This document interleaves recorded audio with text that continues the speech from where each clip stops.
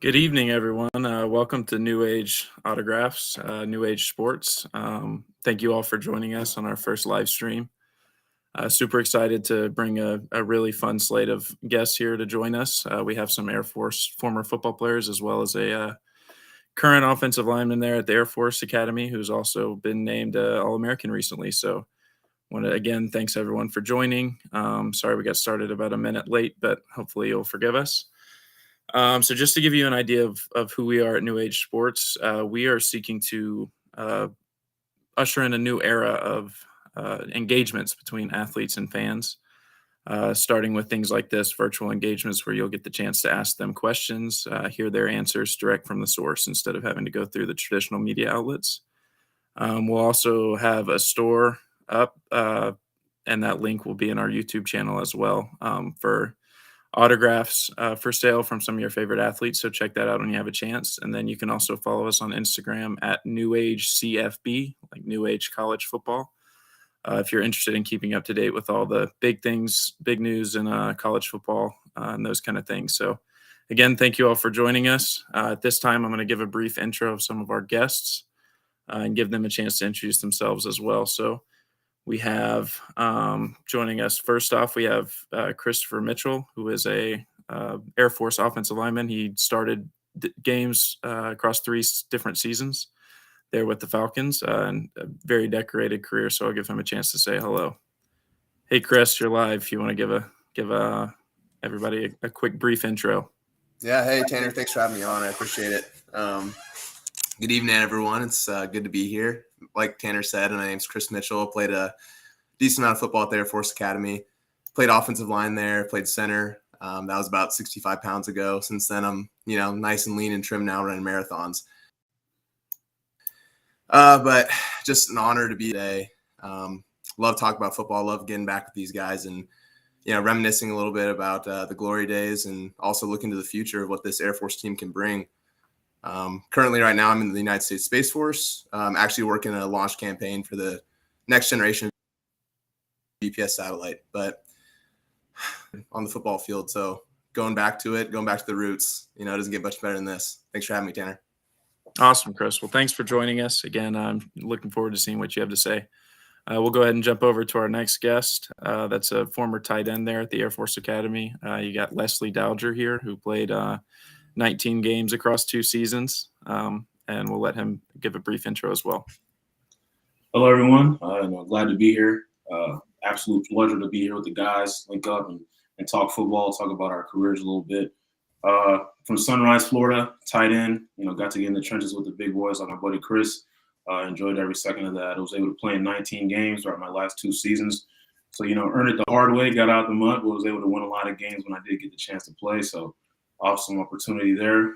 Currently in the Space Force, stationed at Cape Cod Space Force Station, doing some ground-based radar work for the Space Force. So that's still SDA stuff, mostly space domain awareness things, and just doing that and trying to stay in tune with what I'm doing on the grown-up side of things, but definitely love recollecting on my time back in the academy. Thanks, Les. And then at this time, we'll go ahead and bring in our last full-time guest. We'll have another guest joining us a little bit later on, but here's Jared Bear. He was a defensive lineman at the Air Force Academy. Dealt with some injuries, but when he was on the field, he always got a chance to show off there on the interior. Ohio guy. So welcome, Jared. Yes, as Tanner said, Jared Bear from Troy, Ohio, just outside of Dayton. Defensive lineman at the academy. It was a pleasure. First of all, it's a pleasure to be here today with you boys. Always love talking ball and getting the gang back together. So this is good stuff. But yeah, it was a pleasure to play at the academy for 4 years. Some good years, some long years, some tough times, but that's what the brotherhood is all about. Yeah, good point, Jared. You actually segued into my first question that I'll let everyone listen in on your responses. I'm actually going to give this one to Chris, though. So while you guys were there at the academy, your sophomore and junior years, you guys are all from the class of 2020. So your sophomore and junior year both were 5-7 finishes. You just missed out on a bowl game right there at the very end. But then your senior year turned around and had an 11-2 season, a big win over Washington State in the Cheez-It Bowl, as well as a big win over in-state rival Colorado. So just Chris, if you wanted to kind of give a quick brief background on, how it was living through those 5 and 7 seasons, and then as well as what was different in your senior year that helped you guys get over the hump. Yeah, definitely, Tanner. If you don't mind, I'm going to go back even to our freshman year. I believe it was a 10-win season, 9 or 10-win season, really set the expectations very high. That senior class had a lot of talented players, had a really tight-knit group, and they were able to perform on the field. And I think that's one of the biggest things I was lacking on those 5 and 7 teams. I think that, especially our junior year, our class, that 2020 class, our group, we were really tight knit, quite put it together until our senior year. We didn't quite have that leadership together, that aspect of, going from good to great. There are a lot of close games, especially that junior year, that, maybe if our leadership had been a little bit more developed, we could have pulled out. But going into that senior year, all the pieces really came together. I really just, it was incredible, honestly, just being able to see how far we came from freshmen, losing all that weight in basic training, barely making it through, seeing, you can't even talk to each other in basic training, but seeing each other in the bathroom and just giving each other that nod, going all the way to senior year when, we're back up to almost 300 pounds and we're day in and day out. It's just an incredible feeling. And then to go out, I always think it's pretty awesome to, first of all, Cheez-It Bowl. I mean, how awesome is that? I love Cheez-Its, right? Offensive lineman, who doesn't love Cheez-Its? But to be able to go out against almost a hometown team playing Washington State and being able to beat up on those big guys. I mean, what is better than that at the end of the day, playing with your brothers? Yeah, as a guy from Washington State yourself, I'm sure you appreciate the chance to get after the Cougs. But I will be honest and say I don't think you look like you're eating too many Cheez-Its these days, Chris. Looks like you've laid off. But awesome. No, I appreciate those insights. I'm sure the other two guys feel the same way. So just kind of switching gears a little bit, I want to get Les a question here and ask him, as a tight end and more of a slender build guy, at least when you got to the academy. What was that transition like, moving from, being in a position where you're used to having the ball in your hands and making plays to running the triple option where you may see 3 or 4 catches in a season? I think the initial step in that process was a mentality shift. You go from being on the outside, doing a lot of the sexy stuff, what everyone likes to see, what everyone turns the TVs on to see in a football game, catching balls. Everybody wants to score touchdowns. But my freshman year really is when I kind of made that transition. I figured to myself, I said to myself, look, you want to get on the field, but you gotta mold and adapt and adjust. You know what I mean? So if I wanted to get on the field, I knew that I had to change my mentality. I had to kind of get my nose dirty, get my nose in the trenches, and go put my face in somebody's chest. And once I started to kind of get that mentality down, and to be quite frank, stop being soft, get in there and just go hard and call calls with the guards and the tackles and do all the things that, tight ends don't really want to do, but, you got to do if you want to be successful, especially in our offense. So once I shifted my mentality, adopted my job, and said to myself, every day I'm going to come and do my job well and do it to the best of my ability. And I think that's when I started to see some results. I think that's when I started to get on the field a little bit. I think that's when, me as a football player started to mature. And I think it was also really easy too, because in my room I had a lot of older guys who kind of made it very clear to me that, you can be a tight end, but you're going to have to change the way you think about the game, because we play a very, very, what's the word I'm looking for? It's a dirty job, being a tight end, because you get the taste of what it's like to be the front page cover guy catching touchdowns in practice and potentially once or twice a season if you're lucky in our offense. But adopting that mentality and talking to guys like Ethan Brown, hopefully he's tuned in, talking to him and having him just, pour into me and say, Les, you got to do this and you got to do this, and you got to get nose dirty and be a dog, and you got to, go in there every single day, and you got to make that block. You got to make that cut. You got to cut that tackle or that end down so we can make this play. And that's kind of shifted my mentality, and I started putting pieces together. I started thinking to myself, okay, how important is my block in the offense? How can my block spring us for a touchdown? How can my block be the block that, is the catalyst for running this play 30 times and getting 4 yards every single time? And, just thinking that way, I definitely started to see dividends and fruits of my. And I would say, especially my journey, at least my senior year, I finally did get a chance to really get on the field and show what I could do. Is when I really started to notice, man, this shit is fun, and started putting my face in people's chest, every game. And we won a lot of games that way. I'm proud, I'm not proud to say it, but I'll be honest when I say I didn't catch a single ball when I was in college, but fuck it, we won a lot of games, so I'm proud of that.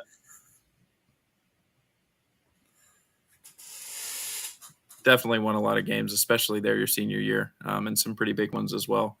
But kind of switching gears here, guys, getting out of your expertise a little bit. I know you keep up with the team, but I want to kind of talk about some of the successes that the team has seen this season as we begin to look into our preview of what the Armed Forces Bowl against Baylor will look like, and just kind of talk about what Service Academy football as a whole is looking like right now. So I'll pull up a graphic here that you all will be able to see. And of course, just broke news that Navy's head coach Ken Niumatalolo was let go by the team. But just since 2016, we've seen sort of a period of unprecedented success across all three service academies as far as bowl wins. I know Navy had a conference championship appearance at this time. But yeah, I mean, just on the grand stage, including Air Force, they've actually won 4 straight Power 5 games against opponents, 2 of those being in bowl games. So yeah, just if anyone has anything to share about kind of where Service Academy football is, where it's going, anything like that. Yeah, I'll go ahead and jump in here on this. I think Service Academy football currently over the last few years, we've all been fairly good. Navy's been a little down over the last 2, but certainly our senior year and around then, they were really good as well. And of course, when we all play each other, those games are always going to be tight. I don't think there's been a blowout in one of those games ever in recent history anyway. But you can see it gets a little stale at times with the same coaches, the same faces in the same places for a long period of time. And that's going to happen. Coach Calhoun, however you feel about him, one way or the other, he's not going anywhere from Air Force anytime soon. Coach Ken had a long stint with Navy with the program for 26-ish years. And that was definitely a tough decision for their AD to move on from him, no doubt. Going to turn over some feathers, especially if the new coach can't come in and get it done. But my assumption is that it'll be a pretty similar program, probably somebody from a similar coaching tree that comes in there to take that job. And then it'll be interesting to see, too, how this transition in the new NIL time period, as it affects Group of 5 play all over the place, how it affects the service academies as well. I think it has an opportunity to be it could go either way, in my opinion, because I think it offers a good space for some and a chance for people to get to a bigger program with guys making more leaps straight to Power 5s. But I also think without having the ability to do some of the NIL stuff, it could be a discourager. But obviously, that's not why most of us ended up at the academy in the first place. Not exactly looking for fame when you're making this decision. However, you have seen more guys get a chance to play at the next level. So that's always good and will help us in the recruiting front as we move forward here. Thanks, Jared. Yeah, that's a great point. Kind of looping in some of the NIL stuff as well as the transfer portal, I would say could play a big role. Mm-hmm. Whereas in the past, you're kind of stuck where you go. And nowadays, you may have these fringe FBS prospects that look at Air Force and look at some other programs in the Group of 5 as potentially a developmental opportunity, right? If they go ball out at, Louisiana Tech, after a year or two, they may get the call up from Oklahoma and be able to go play with the big team. So, just seeing that as something else that could potentially be a factor going forward for recruitment at the academies. That's a really good point. But yeah, I mean, moving on a little bit here, just wanted to get a chance to talk about this year's Air Force team. So just kind of to highlight some of their accomplishments. They've had sort of a really great statistical season, but had a few games that didn't go the way that they probably would have wanted it to. As far as the stats show, though, this team has accomplished some things that we haven't seen in a long time. And we'll kind of get a chance to look at some of those accomplishments here. So as you can see here, the first time winning the Commander-in-Chief trophy since 2016. Obviously something that unfortunately you guys weren't able to do. At least not while playing on the field. A lot. Think about that one a lot. Right. Yeah. So yeah, definitely got over the hump there. Isaac Cochran, who's an offensive lineman and will be joining us later. He's the first All-American out of the offensive line unit since 1982. So, huge accomplishment there, especially the fact that we've got a couple of guys that are still kind of bouncing around the league right now, offensive linemen. He was able to eclipse the All-American team. So super huge thing there. Number 1 total defense in all of college football. Another huge accomplishment. And then top 5 in rush defense and pass defense as well. The Mountain West Offensive Player of the Year was running back Brad Roberts. He's been kind of tilting the rock and carrying the load there for a couple years now. So good to see him get that recognition. And then all across the team, especially on the defense, you saw 5 different players selected to the All-Mountain West team and then 5 honorable mentions. So, yeah, just any insights that you see, Chris, like what about this team is so special compared to years past? And I wouldn't want to make you compare to yourself or anything like that, or your teammates, but just kind of highlight some of those successes. No, I think, looking at 3 out of the 5 of those, or even 4, I think it starts up front, at the end of the day. And, at my very root, I'm a Diesel, I wish I had my hat. I see Les over there has his, but, I think it's an identity. It's a mentality that really, it starts in the off season and it just goes all the way through the year. And it's that grittiness. It's that ability to be okay with not being in the limelight, to not get your name called and just go down after down, attacking the guys, your brothers, for something bigger than yourselves. And I think that's really reflected, and it's awesome. You mentioned some guys that are floating around the league, the Parker Fergusons, the Nolan Laufenbergs, guys that are getting that shot from an offensive line unit that, we were lucky enough to be a part of as well, and really carrying on that Diesel tradition. It's carried on in us soon as well, finally getting a little bit of recognition. Also a all Mountain West player. We had another guy that was, I believe, second team All Mountain West from the offensive line unit this year too, another Diesel. So I think at the end of the day, it also speaks to the Diesels when you have a full back who wins Mountain West. You don't see that almost ever this day and age. And to be able to see that, he's a great player. Brad Roberts is a fantastic player. Hits the hole hard, runs hard, finishes plays. But at the end of the day, those holes are there because the guys up front. And I think it's kind of been a quiet year up front, which is how it should be for the Diesels, right? But I think that they've just done a phenomenal job paving the way for this entire season to be the way that it has, and the statistics really reflect that, and some of the accolades that they carry forward into this offseason. Yeah, for sure. And I went ahead and pulled up Brad Roberts' stats here just to give you guys an idea. 1,600 rushing yards is far above most college running backs. It's eclipsing most NFL numbers, actually, in only 12 games as opposed to 16 or 17. And then I know a couple of these guys you actually had a chance to play with. And then I'll bring up another one here shortly, who statistically hasn't had as many opportunities, but has definitely made his name in the few that he has had. But I don't remember, was Brad a part of the team while you guys were still there? Yes, he was. Okay. He was. Yeah, I'll let you talk about that, Les, and kind of give an idea of who he was when he was a younger guy, if you saw sort of this in the future. So I wanted to chime in while Chris was talking, because I did agree with him in many ways. But my angle is slightly skewed. What I think is a huge contributor to their success this year would be that they have a lot of guys on the team who are older guys in the program who didn't necessarily get the chance to eat early on in their careers. You got guys like DeAndre Hughes, you got guys like Amari Terry scoring their first touchdown of their careers in a 5th-year senior option. You know what I mean? You got guys like Brad Roberts, who's a guy, in my opinion, similar to the Timothy McVeigh story, if anyone knows Timothy McVeigh.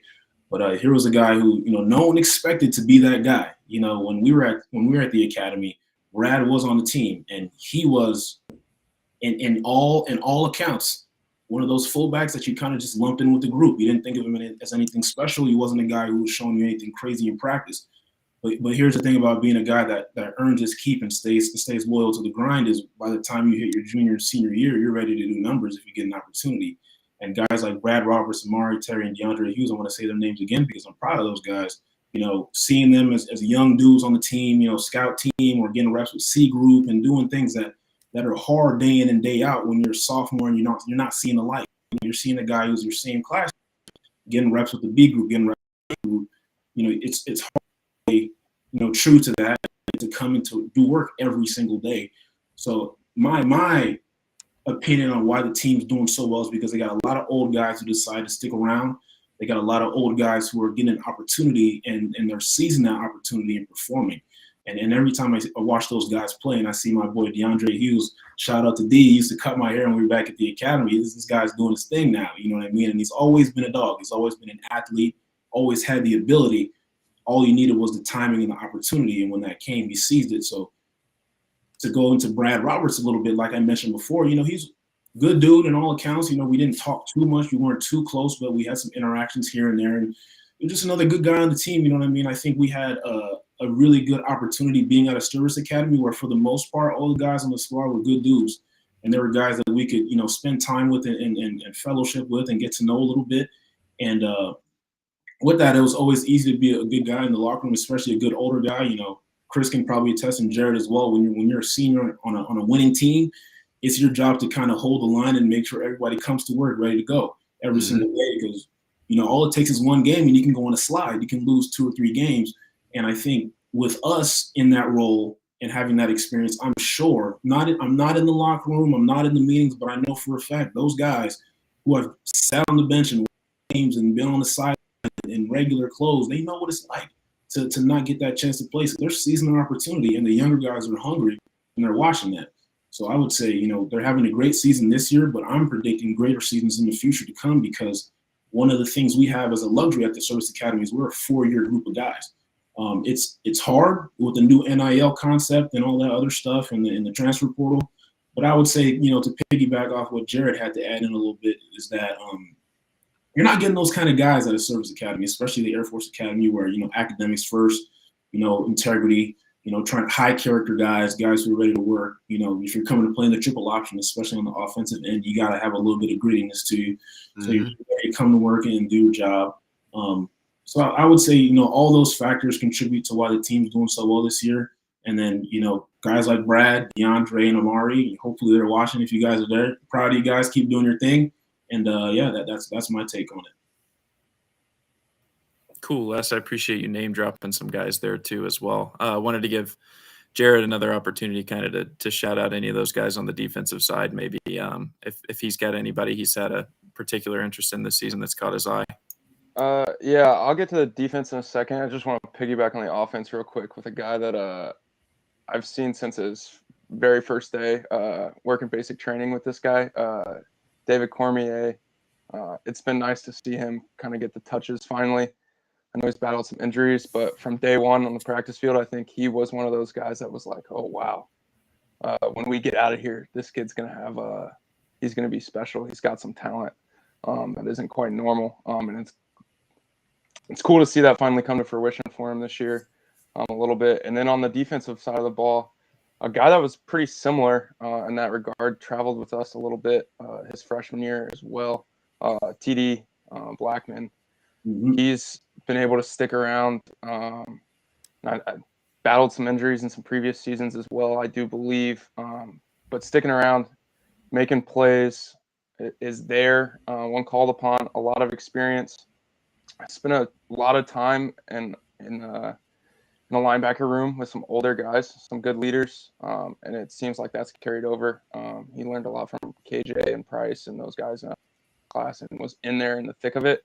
And props to those guys too for sticking with it and getting ready to play and showing up ready to play every day.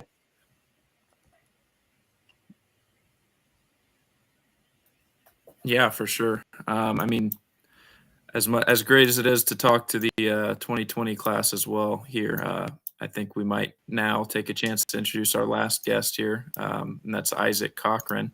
So I'll pull him up on the screen here. But hey, Isaac, thanks for joining us. Super excited to hear what you had to say. Yeah, of As course. Thanks for having me. yeah, for sure. So That's I blue mean, curtains, we'll baby. yeah, live from the Air Force Academy there, Isaac. So he's going to give you guys the whole experience. But yeah, wanted to first off congratulate you as some alumni here. First All-American selection out of the offensive line since 1982. Huge accomplishment. We always get the team recognition there. I know we've been nominated for the Joe Moore Award a few times in the last few years. But congrats to you on getting some of that individual recognition. Thank you. Yeah, it's really been a crazy season for me. Just it's real blessing. Awesome. Yeah. Well, again, congrats on that. Did want to kind of get your take on. I don't know if you've been able to hear what we've got going on before, and if you wanted to talk about kind of some of the things you guys have seen this season, some of the things you've been through, and some of your accomplishments. We had a list of a few of the things you guys have done as a team. Any of the big moments that have stood out to you throughout the season? Well, I think the biggest had to be against Army down in Texas. That to win the CIC in that way is just really incredible. Knowing that I was able to rely on the defense and also us being able to move the ball and hold it and do whatever we could to just squeeze that bit of time off the clock to help us. Everyone came together for that game, and it was a great win. Yeah, we were all watching that one. So super, super happy to bring the CIC back home to Colorado.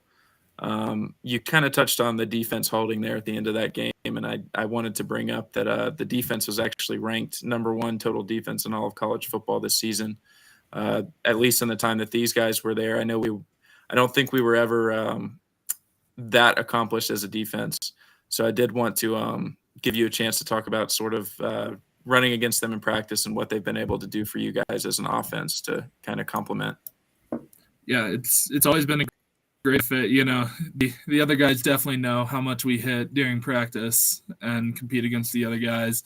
So being able to go against a defense of that quality, it makes the rest of the games easier. Just, you play against guys like Chris and Peyton and Via and all of them, and then you go and play against some nose guard who's never had to defend a cut block in his career, and it makes it that much easier to move the ball and move the other guys.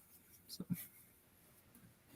Yeah. Hey, definitely long time no see. I think last I saw you was San Diego State game 2021. I think it was. I saw you were coming back from an injury.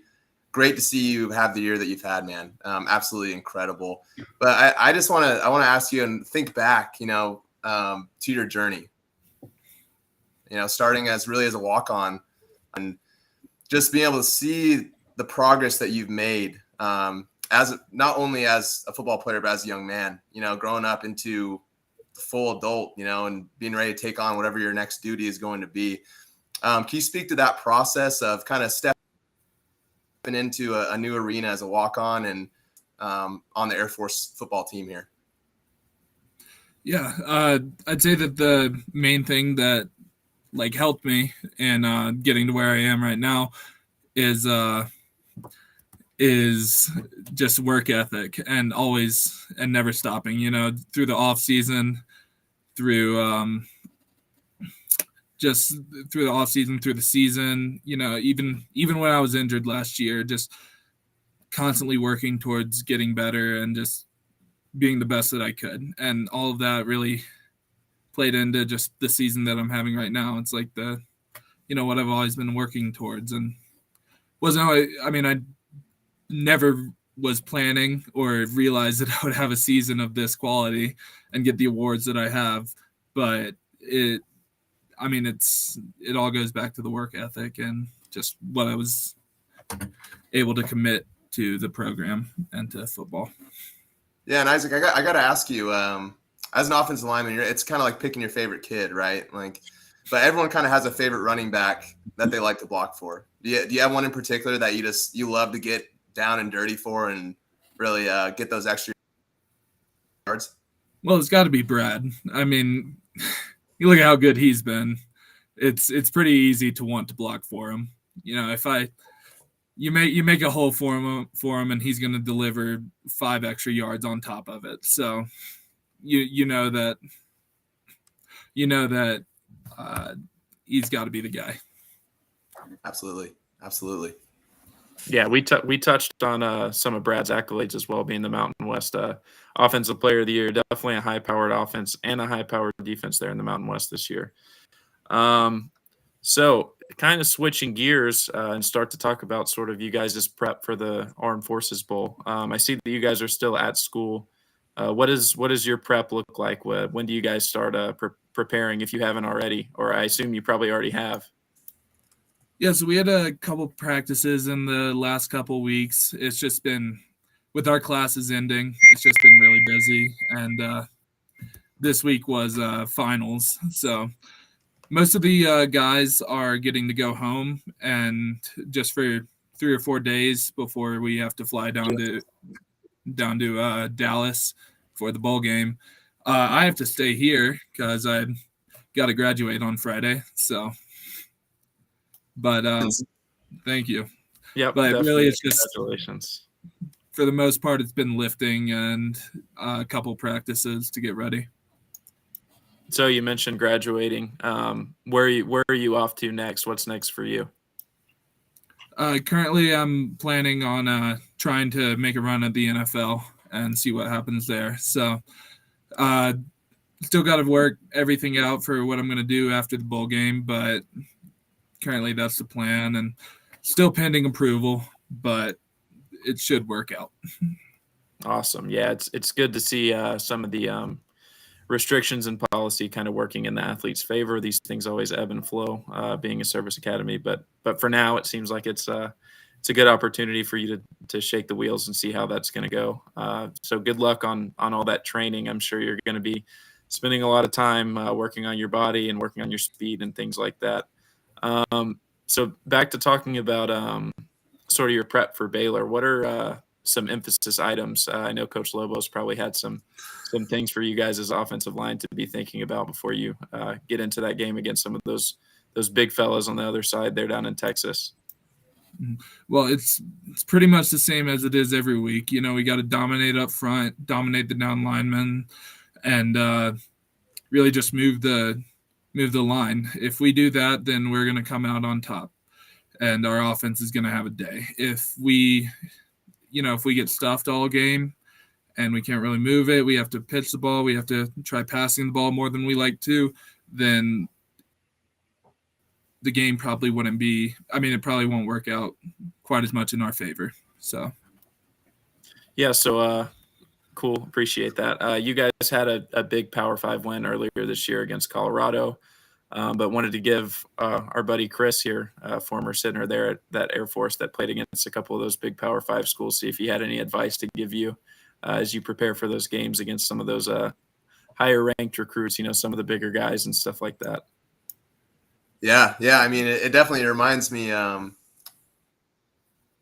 guy that got running nose guard for Baylor, big at the least, sitting at 6'4", 358 pounds. Reminds me a lot of the big tree that we had to fell against Colorado as well. I think he's right around 6'7", 330 pounds. I'd say biggest things, emphasis items, is just play our game. As you know, as the Diesels know, Cochran,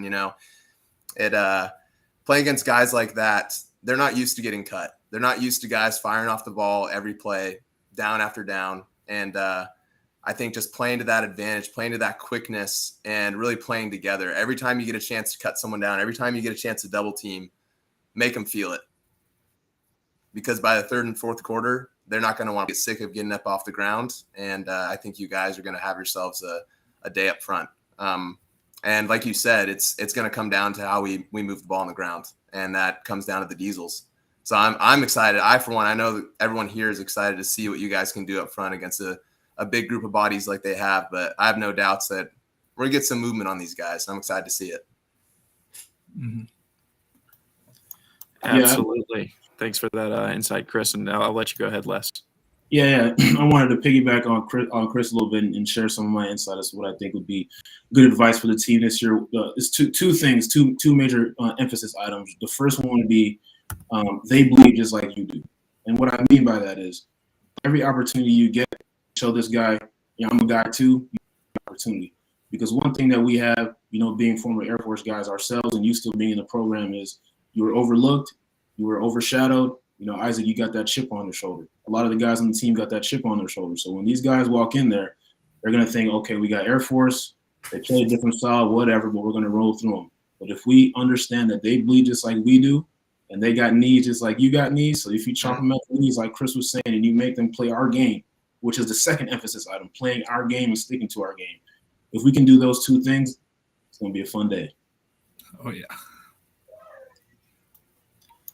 All right. Well, that gives us a pretty good idea of what to expect out of the Falcons. We usually do know what to expect, right? A lot of grit, a lot of verve, getting down and dirty. So, again, thanks, Isaac, for coming on and joining us. We'll let you get back to your studies and start preparing and celebrating for that big graduation ceremony. Thank you. Thanks for having me on. Good job, buddy.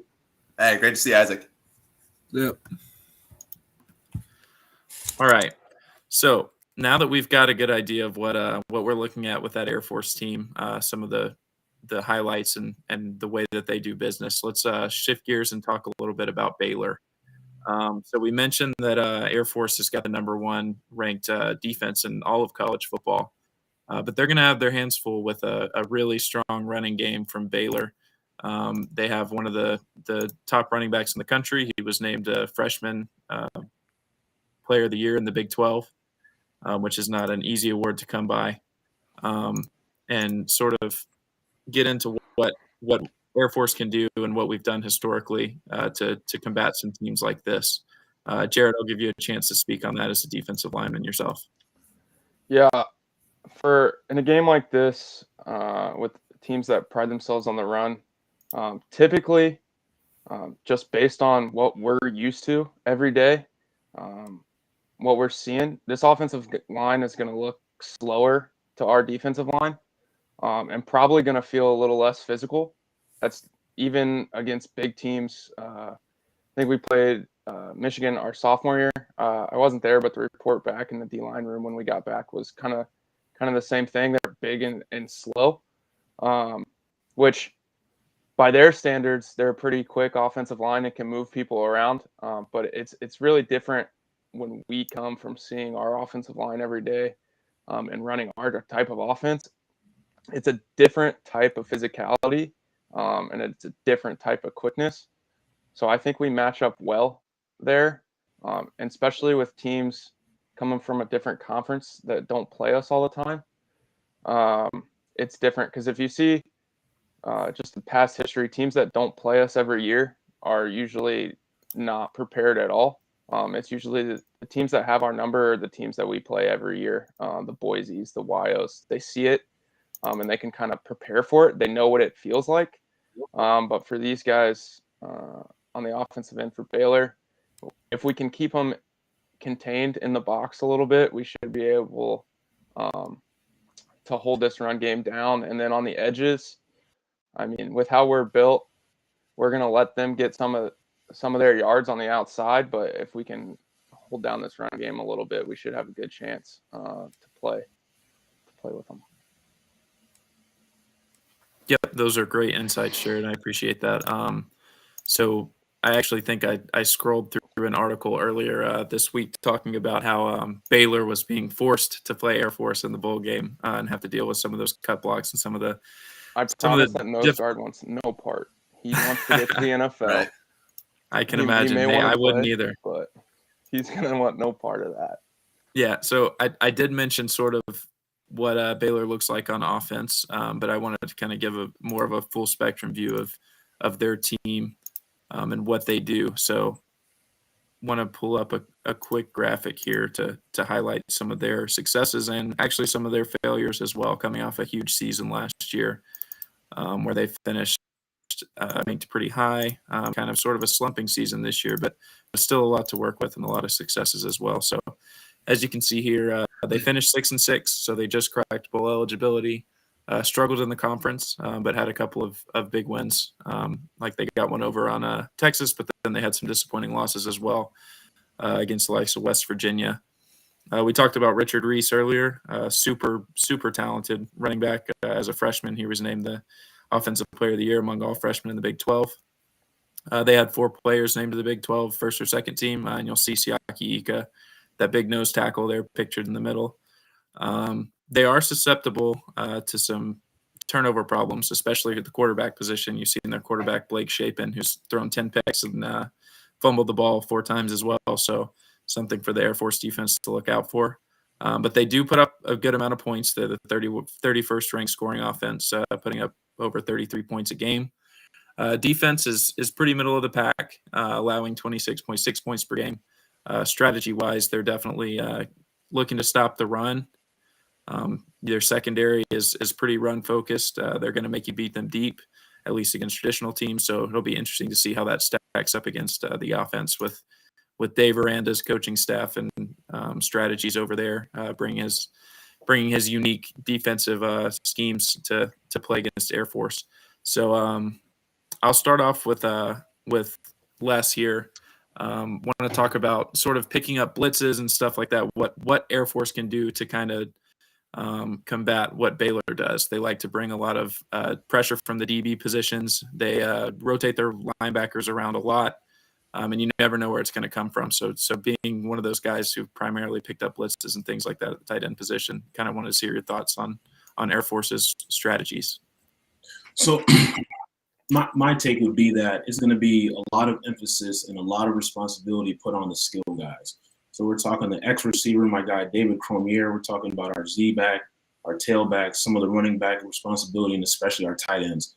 Putting a lot of responsibility on them, because as a perimeter blocker, your job is to really call out those blitzes, let the O-lineman and let the quarterback know what you see since you're on the outside. And if you're a tailback or you're a tight end who's on the edge of the line, you see those guys coming down. You can see that safety walking down. You can see that linebacker coming over, showing blitz. You got to be vocal, and you got to make sure you're ready to block, because your time's going to come that you're going to have to come down and crack somebody, or come down and chip and help out one of those big boys on your way up to the next level, and being stout in the blocks. And what I mean by that is getting down there and moving your feet, having a base, and making a block. And that's going to be integral, especially as a lot of those runs, hit and kind of get to the next level. For those things to spring, we're going to need our skill guys to really make those key blocks down the field. Yeah, not something you are typically going to hear or see from a lot of skill guys willing to get down and dirty. But Les talked about it earlier on. That's how you get your chances to play here at a program like Air Force. So those guys, I think, will definitely be up to the task, and we'll see how it goes for them. Chris, as far as some of that same stuff, the multiple fronts and showing a lot of different things, usually you're going to see that Siaki Ika will stay in the middle of the defense there.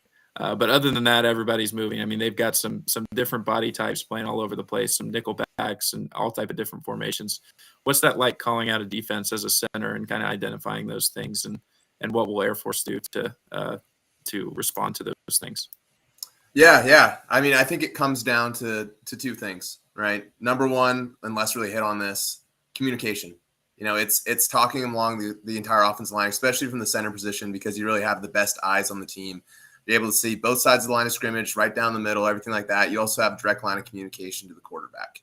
Quarterback is a lot of times calling any audibles, any shifts in the offensive line, anything like that, as far as blocking scheme goes, right? So it's just that communication factor, being able to discuss the front, and that comes down to understanding as well, right? You need to watch film, what the defense is giving you. After you understand what the defense is giving you, you need to be able to verbalize that, communicate it along the line, and get it to those skill position guys, from the tight end all the way out to the running back or the X if he's in for the blocking scheme.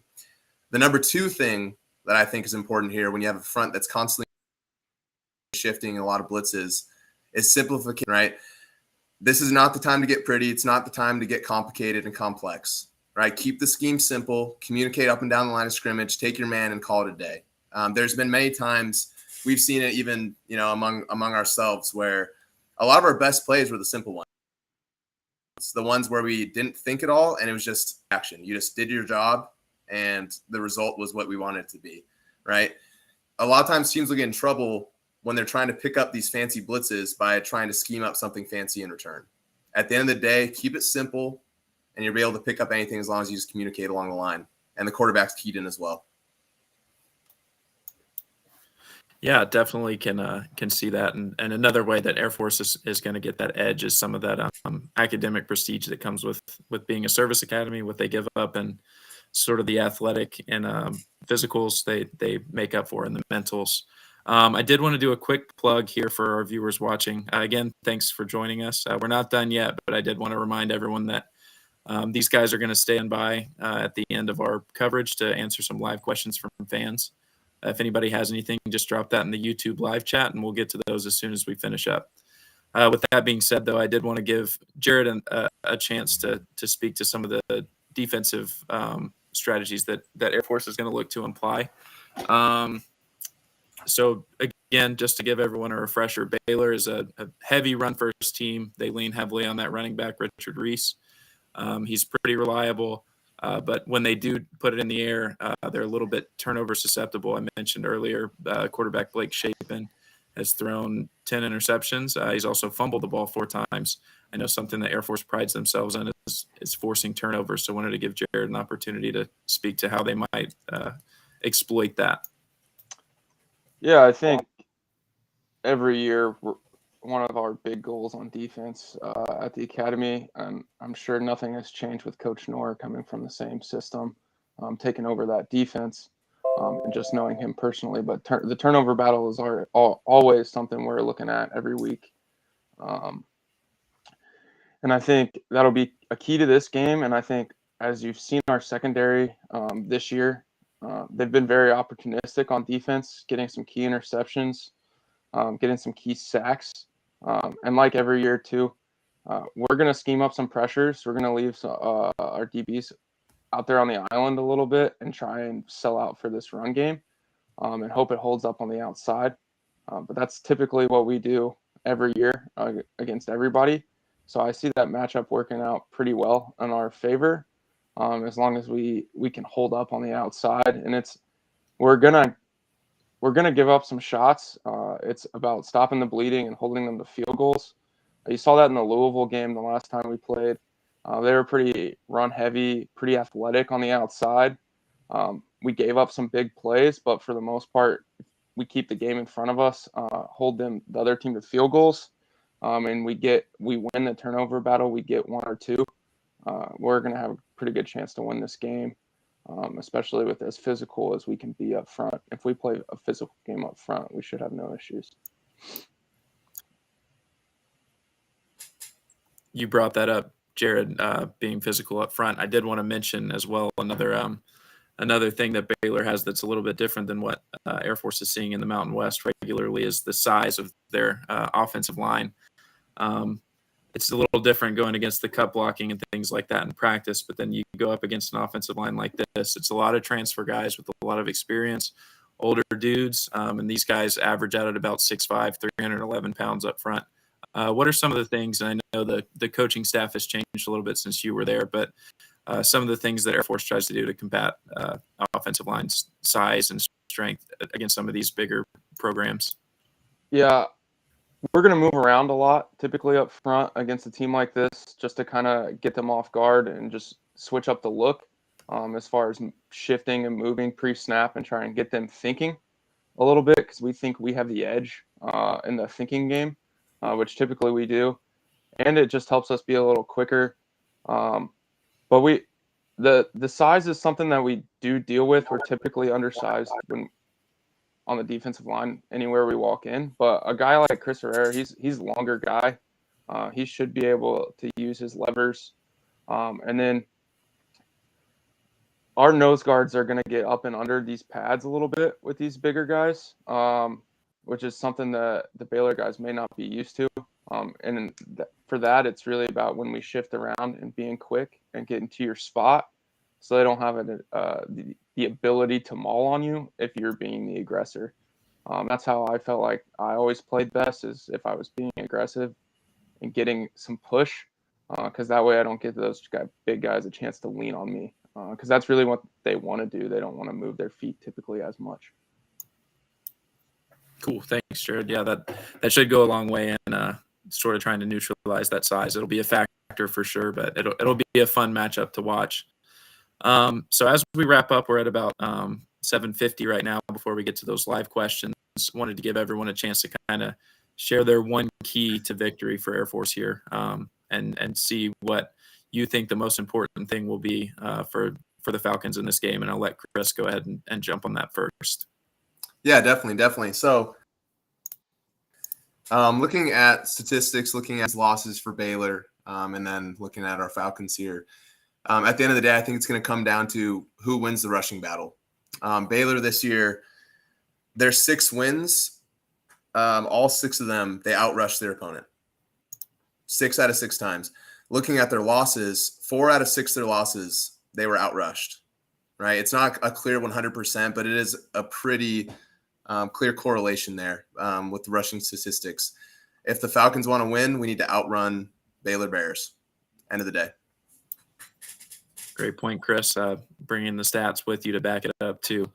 Yeah, we'll see. We'll see how that shakes out. 2 high-powered running teams taking each other on. Les, what would you say is your key to victory for Air Force? I would say the key to victory for the boys when they play the Baylor Bears is for them to play our game. And what I mean by that is being a guy who had the opportunity to go to Michigan and play against guys who just all out, we're told they're better than we are. They don't want to get punched in the mouth. So if we play Air Force football, we play hard-nosed, tough ball, bring the fight to them. We may be small, but we're going to punch you in the mouth. And if you can take a punch in the mouth over and over and over, you may have a chance, but a lot of guys can't. So playing Air Force football, playing tough, bringing the fight to them, especially on the offensive side of the ball, that's what I know, but I was on the defensive side of the ball as well. You know, not being fearful of the size and understand, okay, this guy's big. He's probably slow too, and he's probably soft. And, you know, soft is soft, as Coach Getty would like to say. So that's my key to the game. Wise words, Les. Always spoken well from the philosopher there. Jared, what would you say is your key to victory for Air Force here next Thursday? Yeah, I don't think this one's rocket science from where these guys are at. Physicality and winning in the rushing game. If you look at our 3 losses, 2 of those 3 primarily were teams with Boise and Wyoming that see us a lot and have a good scheme of maneuver against our offense and challenge us there. So I think physicality up front on both sides of the ball. And I don't want us understating. We do on this year's team, especially at linebacker, a few guys on the defensive line, and Cochran specifically on the offensive line. We have some legitimate Power 5 NFL type size and athleticism. So I don't want to get lost in that trap. But we definitely do have some size and athleticism to compete in a game like this.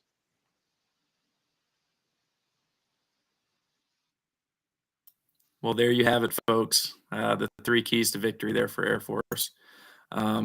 So at this point, we've talked everything we can talk, I think, and heard everything from these guys that I want to know. But I'll give a chance for our fans to ask some questions and get their perspective from these guys. And we're still waiting on a few chats to roll in. Again, feel free to ask anything. These guys don't play there anymore, so they don't answer to anyone except the Air Force. So maybe go easy on some of the defense topics, but they're free. But we do have one question that I'll let you guys all kind of give your 2 cents on, and that being, what do you guys hope to see for the future of Air Force football? And that's coming to us from Grace. So Jared, I'll let you give the first crack at that one.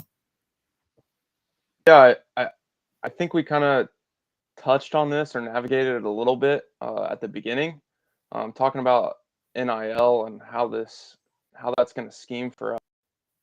It's a massive shift with NIL and the transfer portal.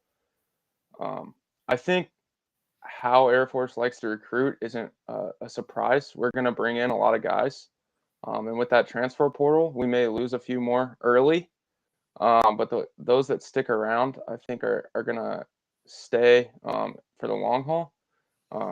And when you get indoctrinated or when you play young in this system, you tend to stick around and you tend to develop. And being in this system, I think the future looks bright as far as we're still going to get the same type of guys come into the Air Force Academy. Coach Calhoun's been doing this a long time. Like it or not, he knows how to recruit guys, and he's good at it.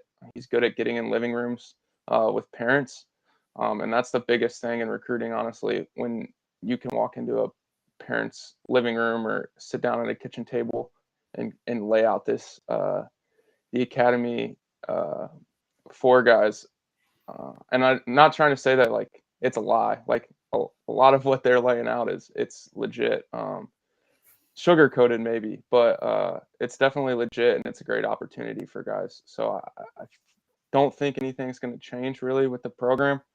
The offense isn't going to change as much as some would like to see that change. It's not going anywhere. The team and the style of play is probably going to look very similar as we move forward here. And the new AD actually is doing a lot of things with the athletic program in general. I guess he's been there for quite a few years now, but the money is coming in too. So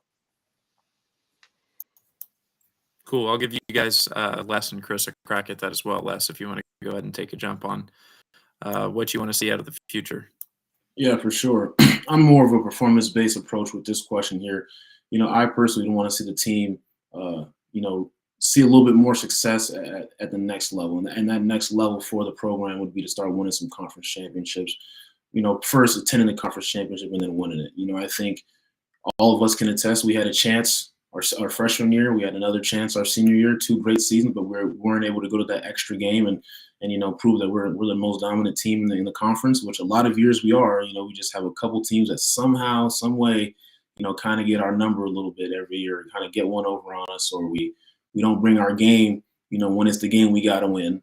But I would say for the future, with recruiting and where that's going, I think, like I mentioned before, once this class of older guys kind of steps out of the way, we're going to see some new faces come up, some new guys that we may not know, but have been in the program for a few years and they're hungry.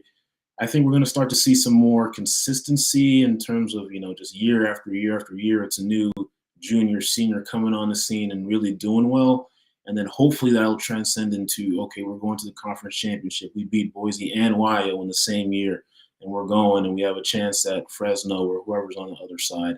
And that's what I'd like to see, some Mountain West Conference championship wins.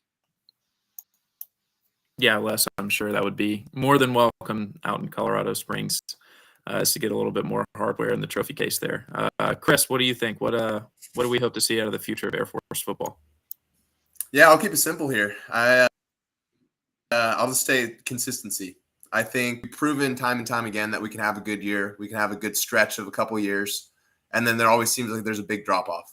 And I think a lot of times it kind of comes and goes in cycles. You have this team, which had a lot of guys that played when they were younger. The COVID year helped out, different things like that really helped them allowed them to get some experience early on that they've really been able to build upon.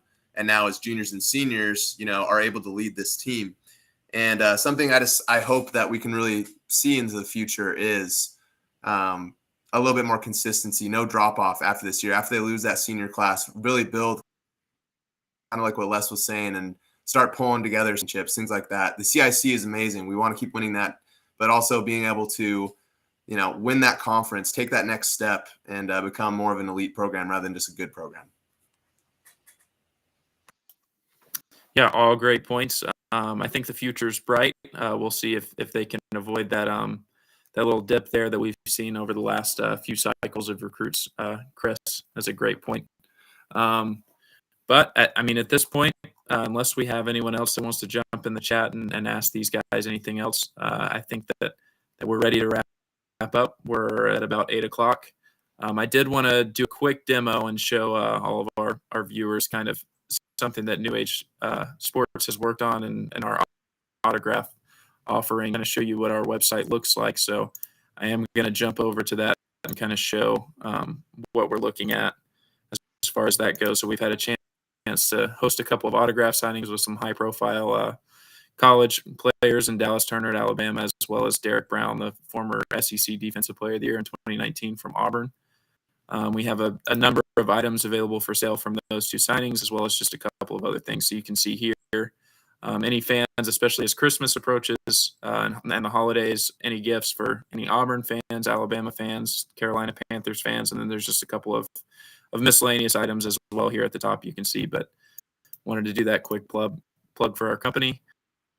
But with that said, thanks to these three guys for joining us and helping us break down the Armed Forces Bowl. Make sure everyone tunes into that. It's next Thursday, the 22nd of December, and watch Air Force take down Baylor. Hopefully, we'll see. But definitely a good chance, I think. Any parting shots from any of you guys? I just want to say thanks for having us, Tanner. Yeah, It was fun. Blue All right. beat the Bears, baby. Blue beat the Bears. Yeah. All right. Well, thanks again, guys. Thank you all for watching.